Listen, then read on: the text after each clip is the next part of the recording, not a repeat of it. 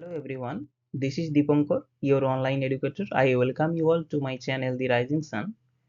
আজ আমরা ক্লাস 8 এর লেসন 6 এর একটি ছোট্ট কিন্তু অতি গুরুত্বপূর্ণ পোয়েম তীর সি পড়তে চলেছি, written by James Reeves.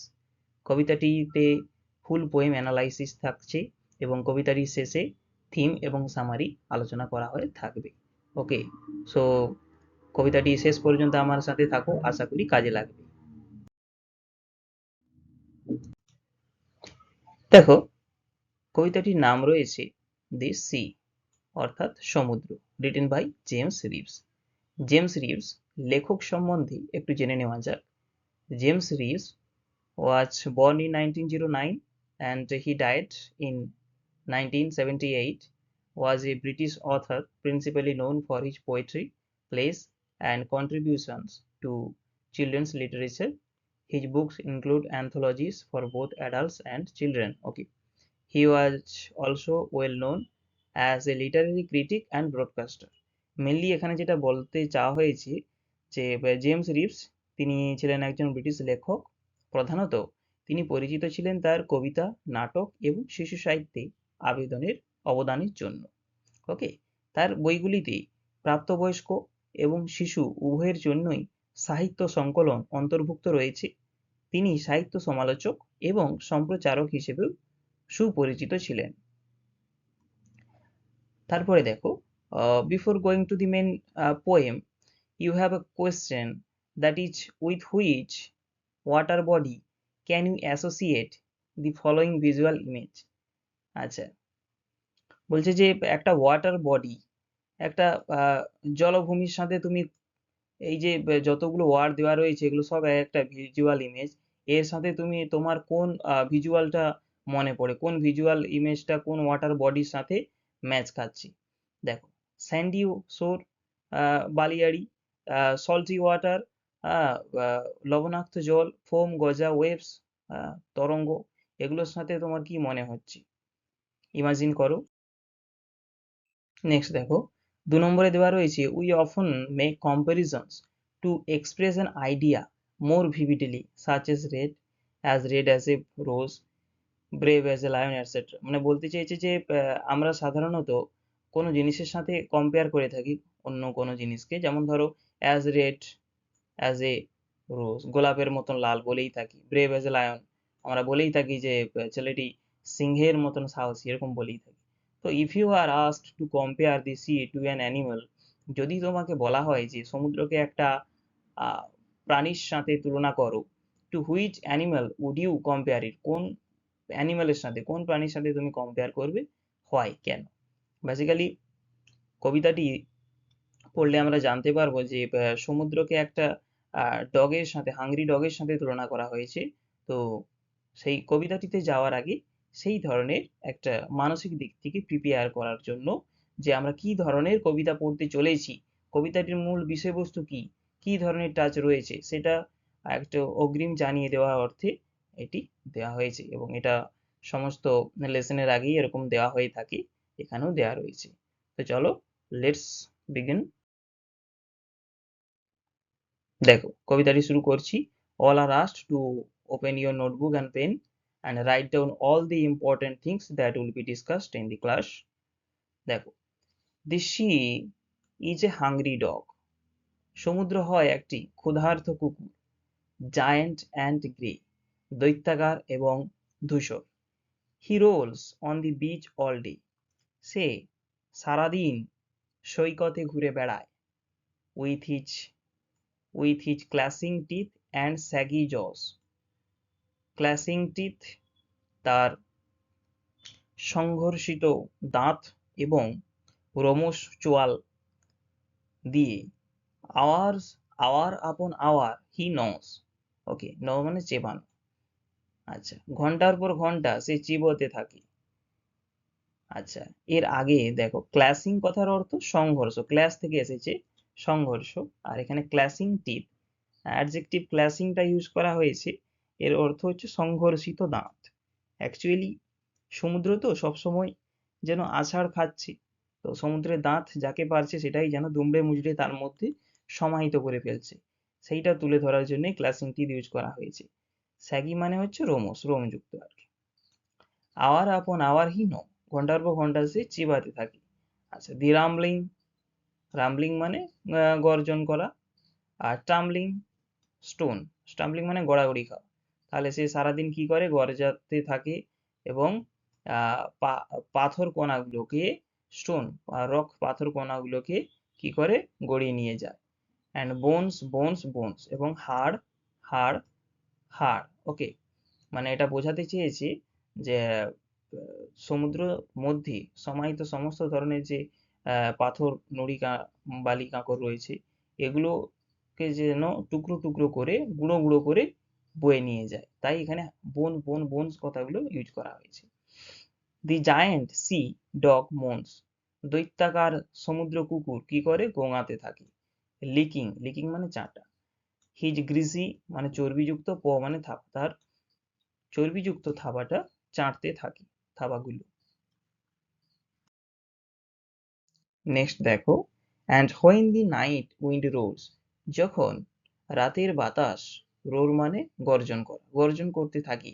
And the moon rocks in the stormy cloud, এবং রাতে মেঘের মধ্যে চাঁদ যখন রাতের মেঘের মধ্যে চাঁদটা যখন আন্দোলিত হয়। He bounds to his feet and snuffs and sniffs, bound মানে লাফানো, সে লাফায়, টু হিজ ফিট সে তার পায়ে ভর দিয়ে লাফাতে থাকে, অ্যান্ড স্নাপস এবং নিঃশ্বাস নেয়, অ্যান্ড স্নিপস স্বাদ গ্রহণ করে। স্নাপ কথার অর্থ নিঃশ্বাস নেওয়া, স্নিপস স্বাদ গ্রহণ করে। Shaking his wet sides over the cliff, okay ক্লিফটা জানতে হবে। ক্লিফ যখন সমুদ্রের পাড়ের কাছাকাছি যদি কোনো পাথরের কোনো প্রস্তর ভূমি থেকে থাকে, তখন সমুদ্রের ঢেউ অনবরত আঘাতের কারণে ওই প্রস্তরের এক পাশ ভেতরের দিকে ঢুকে যায়, কিন্তু ওপরের অংশটা নিচের দিকে ঝুলে থাকে। এই ধরনের ভূমিকে বলা হয় ক্লিফ, বাংলাতে যেটাকে বলা হয় খাড়া, খাড়া পাহাড়। ঠিক আছে, তো সেকিং হিজ ওয়েট সাইড, দেখো ওয়েট সাইড মানে ভেজা দিকটা, সেকিং, তাহলে সমুদ্র কি করে না, সে তার ভেজা দিকটা ওই খাড়া পাহাড়ের ওপরে আছড়ে দেয়, সেকিং আছড়ে দেয়। And howls and hollos long and loud, দীর্ঘক্ষণ ধরে গর্জন করতে থাকে এবং চিৎকার করতে থাকে। লাউড মানে উচ্চস্বরে, হল্লোস লং মানে উচ্চ চিৎকার, দীর্ঘক্ষণের যে চিৎকার সেটা হল্লোস। ঠিক আছে, লং মানে দীর্ঘক্ষণ ধরে, লাউড উচ্চস্বরে, হাউল কথার অর্থ গর্জন করা। ঠিক আছে, নেক্সট দেখো, এটা 2 নম্বর কমপ্লিট হলো। 3 নম্বর স্ট্যান্জাটা দেখে নাও। But on quiet days in May or June, কিন্তু মে এবং জুন মাসের শান্ত দিনগুলিতে, when even the grasses on the dune, okay dune মানে হচ্ছে, ডিউন মানে হলো বালিয়াড়ি। ওকে, ডিউন মানে জেনে রাখো বালিয়াড়ি।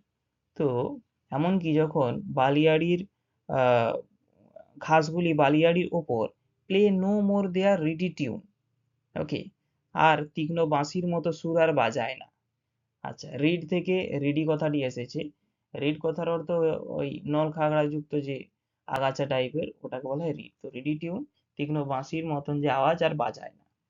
With his head between his paws, তার থাবাগুলির ভেতরে সে যেন তার মাথাটাকে ঢুকিয়ে রাখে। He lies on the sandy shore, সে ওই বালিয়াড়ির ওপরে শুয়ে থাকে। সো কোয়াইট নিস্তব্ধে, সো কোয়াইট নীরবে। হি স্কার্সলি স্নোর, সে মাঝে মাঝে কি করে, নাক ডাকে, মাঝে মধ্যেই সে নাক ডাকে। ওকে, মাঝে মধ্যে নাক ডাকে অর্থাৎ মাঝে মধ্যেই তার আওয়াজটা শুনতে পাওয়া যায়। ঠিক আছে, দেখো কবিতাটির মধ্যে এক্সটেন্ডেড মেটাফোর ইউজ করা হয়েছে। মানে তুলনা করা হয়েছে, অন্তর্নিহিতভাবে তুলনা করা রয়েছে। এবং এই কবিতাটির মধ্যে 3টে যে স্ট্যাঞ্জা রয়েছে, 3টে স্ট্যাঞ্জাতেই তিনটে তিনটে অবস্থার কথা বলা হয়েছে। যেমন ফার্স্ট স্ট্যাঞ্জাতে আমরা দেখেছি যে স্টর্মের যে একটা সমুদ্রের যে একটা ক্ষতিকর যে ভয়াবহ রূপ সেটা দেখেছি। সেকেন্ড স্ট্যাঞ্জাতে দেখলাম একটা প্লেফুল মুড, এবং থার্ড স্ট্যাঞ্জাতে দেখলাম শান্ত মুড। তিনটে স্ট্যাঞ্জাতে দেখলাম আমরা যে সমুদ্রের যে অবস্থা তার পরিবর্তন হচ্ছে। এবং দেখো এই কবিতাটিতে যে মেটাফোরগুলো ব্যবহার করা হয়েছে, সমুদ্রকে কম্পেয়ার করা হয়েছে একটা কুকুরের সাথে, যার স্যাগি জজ রয়েছে, রোমযুক্ত জ রয়েছে এবং ক্ল্যাশিং টিথ, সংঘর্ষিত দাঁত রয়েছে। তো স্যাগি জ, ক্ল্যাশিং টিথ, এগুলো পুরো কুকুরের সাথে তুলনা করে মেটাফোর ইউজ করা হয়েছে। ঠিক আছে, তারপরে অ্যাক্টিভ অ্যান্ড স্টর্মি নেচার দেখানো হয়েছে। In the first two stanza, প্রথম দুটো স্ট্যাঞ্জাতে আমরা দেখি যে the sea is energetic and aggressive. প্রথম দুটো স্ট্যাঞ্জাতে পড়লে তোমরা দেখতে পাবে দুটো স্ট্যাঞ্জাতেই কিন্তু সমুদ্রের একটা একটা এনার্জেটিক, একটা অ্যাগ্রেসিভ রূপ দেখানো হয়েছে, লাইক এ হাংরি ডগ, ক্ষুধার্ত কুকুরের মতো। Especially on windy stormy nights, বিশেষ করে একটা ঝোড়ো একটা ঝড় বাতাসে পূর্ণ একটা রাতে। ঠিক আছে, when it howls and sniffs around cliff, যখন এটা কি হাউল, স্নিপ এইগুলো ব্যবহার করা হয়েছে। এগুলো ব্যবহার করে ঝড়ের যে একটা একটা তীব্র যে একটা তার যে ভয়াবহ রূপ সেটা দেখানো হয়েছে।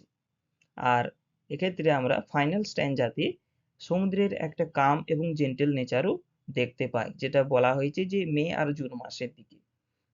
দি sea is like a quiet dog, একটা একটা শান্ত কুকুরের মতন সে শুয়ে থাকে স্যান্ডি শোরতে, resting with its head between its paw, এবং কি করে তার থাবাগুলোর মাঝে মাথা গুঁজে যেন শুয়ে থাকে, যেন রেস্ট নেয়। ওকে, তো এই ছিল আজকের কবিতা, আশা করছি ভালো লেগেছে। And if you have any doubt, please mention in the comment box, I will definitely clear it. আর চ্যানেলে যদি তোমরা কেউ নতুন হয়ে থাকো তো তো প্লিজ সাবস্ক্রাইব করে দাও এবং একটা লাইক করে দাও। তোমার একটা লাইক আমাকে ভিডিও বানাতে খুব অনুপ্রাণিত করে। তো your one like inspires me a lot to upload the next video. তো সবাই ভালো থেকো, স্টে হ্যাপি।